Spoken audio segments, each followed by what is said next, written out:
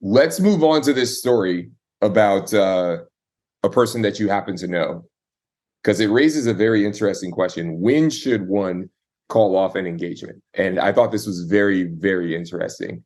Can you give us a little bit of background? A friend of mine called off an engagement at a very exclusive location because the person she was partnering with showed his ass after their engagement, and I applaud her courage to not pull the trigger just for the sake of not being alone.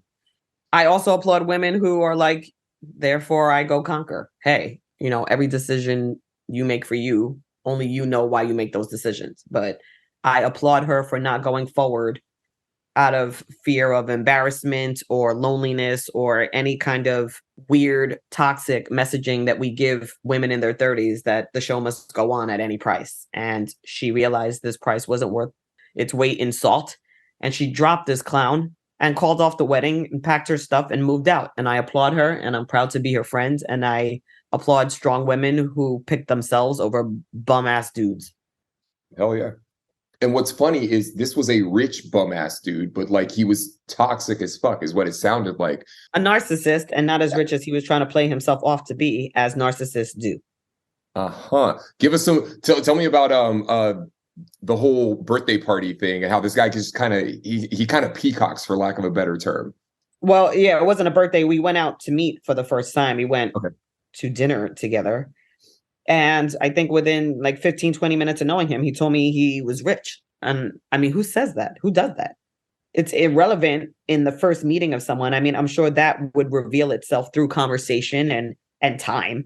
But the fact that he felt the need to kind of say that already was a red flag for me. But hey, like if my friend says she loves somebody and she's interested in them, I'm going to give them the benefit of the doubt, right? So it's not my job to judge the guy. It's just my job to make an observation of him.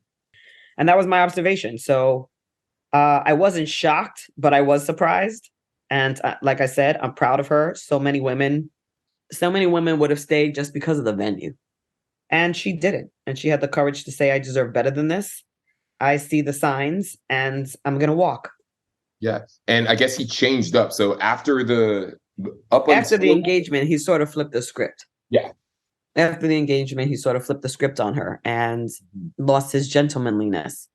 And once you detect that, man, it never gets any better than, I mean, as good as any relationship is going to be the honeymoon stage, right? Right. Getting up to getting married and the honeymoon stage, first year of the relationship. And if you're having red flags and signs already at that point, drop them. Just walk. There's 8 billion people on this planet. Don't suffer through this. Exactly. I'm so proud of her. And she's beautiful and intelligent and self-sufficient and has a career and very accomplished. Very accomplished, very seasoned, very talented, very authentic woman. So yeah, lawyer, I'm happy that she chose herself. She's my hero, and I'm proud to be her friend. Yeah, she's a lawyer, right? Yes. Yeah. So, especially if she does actual litigation, reading people is part of that, right? Yeah, and when you love someone, you give them the benefit of the doubt. Mm-hmm.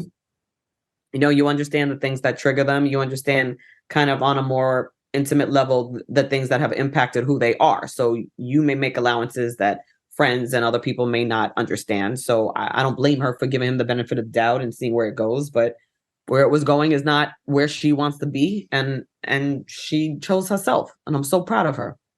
That's what's up. That's what's up.